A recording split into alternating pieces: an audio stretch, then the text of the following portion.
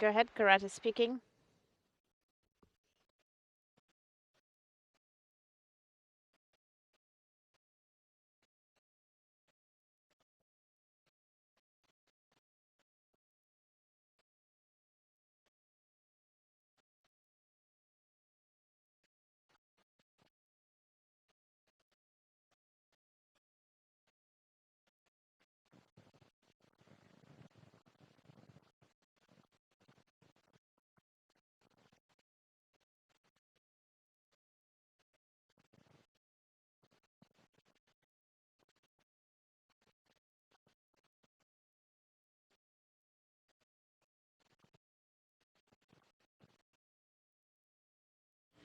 And as you can see, Soyuz TMA-08M has now landed.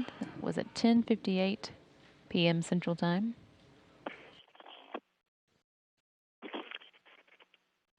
Экипаж МКС СОП Москвы. Station Moscow. On Space to Ground 1.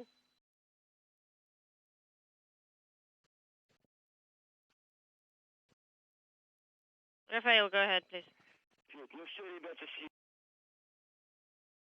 Good evening to our listening and viewing audience around the world.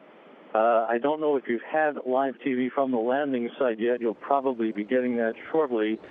Soyuz Commander Pavel Vinogradov, the oldest human ever to land in a Soyuz vehicle at the age of 60, is sitting very comfortably in one of the three reclining chairs just outside of the Soyuz spacecraft, which landed on its side on this still and sunny Wednesday morning on the southern steppe of Kazakhstan.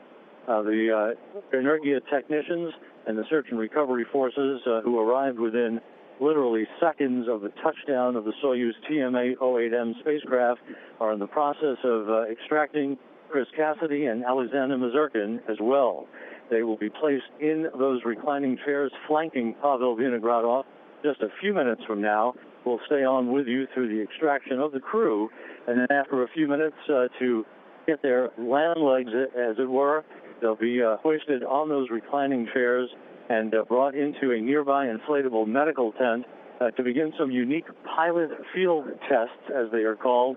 These are tests that are designed to add to a database for not only the one-year crew, Scott Kelly and Mikhail Kornienko, when they return from their year-long sojourn on board the International Space Station in March of 2016, but also for interplanetary travel as well.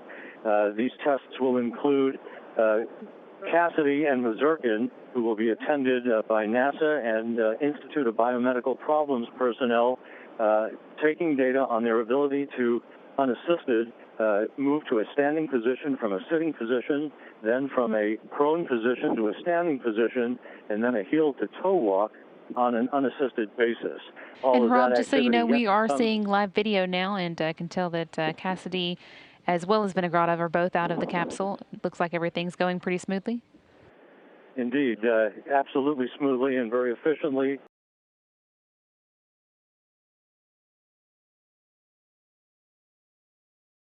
So the final member of the Expedition 36 crew is now being gently pulled out of the top hatch of the Soyuz spacecraft, which again landed on its side here on the steppe of Kazakhstan. And Mazurkin is now out of the Soyuz, and he'll be placed in his reclining seat, his comfortable pseudo-chaise lounge, if you will, and have an opportunity to get his land legs for a few minutes. He, again, one of the two subjects of these unique pilot field tests that will be conducted inside the medical tent in the minutes ahead.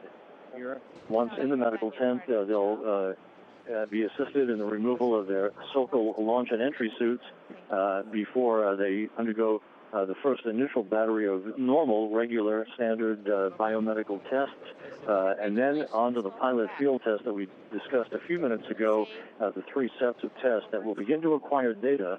These are tests that are expected to be conducted after every landing on at least the U.S. crew member and one of the Russian crew members that will fly on any respective Soyuz vehicle to gather data that will be valuable initially when Scott Kelly and Mikhail Kornienko return from the International Space Station in March of 2016 after 1 year in space. Of all 3 crew members now safely out of the Soyuz capsule, the TMA-08M, which landed right on time at 9:58 p.m. Central Time, or 8:58 a.m. Kazakhstan time. Hold it. And the crew members now being carried to a medical tent to undergo not only the normal medical tests that all crew members go through after returning from space, but also some additional tests that are going to help us build a baseline of data on crew members returning from extended stays in space.